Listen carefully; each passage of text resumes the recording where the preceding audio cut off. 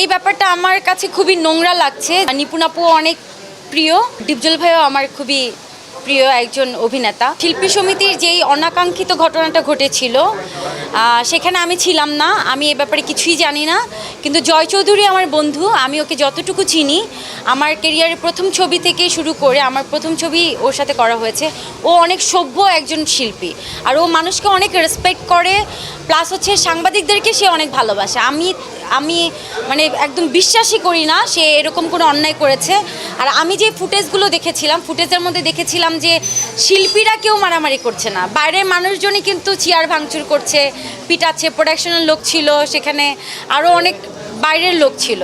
So মারামারিটা করেছে অন্যজন, নাম পড়েছে শিল্পীরাও এখানে ছিল। অবশ্যই শিল্পীদের সম্মানে জয় চৌধুরীকে আমি যেটা দেখেছি, ও মানে ধমকাচ্ছিল, মানে ওর অ্যাংরি ফেস আমরা দেখেছি, কিন্তু ওকে আমি কারো গায়ে হাত তুলতে আমি দেখিনি।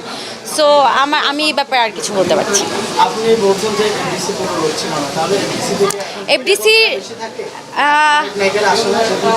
এফডিসিতে বহিরাগত অনেক আসে, আপনারাও দেখেছেন যে এফডিসিতে আসার জন্য অনেক মানুষ পাগল হয়ে যায় এফডিসিতে ঢুকার জন্য। সো সুযোগ পেলে সবাই এফডিসিতে ঢুকে। আমি একদম চোখ বন্ধ করে বলবো অবশ্যই জয় চৌধুরী নির্দোষ। আর এখানে তো আরো অনেকেই ছিল, সো একা কেন জয় চৌধুরীর ঘাড়ে গিয়ে পড়বে সমস্ত দোষ। আচ্ছা যাই হোক, আর এই শিল্পী সমিতির পরে যে অবস্থাটা আপনারা দেখতে পাচ্ছেন যে আবার রিট হচ্ছে, মামলা হচ্ছে, তো এই ব্যাপারটি আসলে কিভাবে দেখছেন?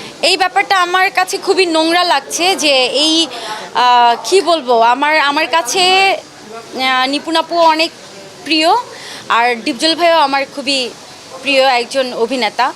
সো দুইজন মানুষই কিন্তু আমার খুব কাছের। তো এই মামলা মোকদ্দমা করাটা, এটা আমার কাছে একদমই কাদা ছোড়াছুড়ি মনে হয়। আর যেদিন আমাদের নির্বাচন হয়েছে, প্রপার নির্বাচন হয়েছে, নিপুণ আপু নিজেই কিন্তু জয়ের মালা পরিয়ে দিয়েছে ডিপজল ভাইয়ের গলায়, আর উনি এই রায়টা মেনে নিয়েছিল।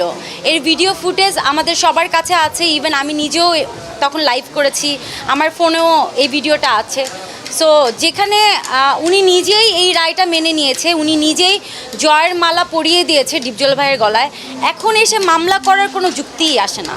আমার কাছে মনে হয় যে এই চেয়ারের ভিতরে কি আছে, কি এমন মানে রসগোল্লা যে এই চেয়ারের জন্য এত মামলা মোকদ্দমা করে আমাদের এই শিল্পীদের সম্মান নষ্ট করা, এই শিল্পী সমিতির উপর মানুষের যে একটা মানে বিতৃষ্ণা চলে এসেছে, এগুলো আসলে কোনো মানেই হয় না। আমার মনে হয় যে আমরা সবাই মিলেমিশে থাকি, এটাই হওয়া উচিত।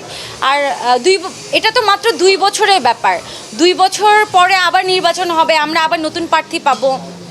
সো আমার যে প্রত্যেকবারই নির্বাচন করতে হবে, প্রতিবারই আমাকে এই চেয়ারে বসতে হবে, আর এই চেয়ারের জন্য আমার প্রত্যেকবার করে মামলা করে করে আমাকে জিততে হবে, এটা কোনো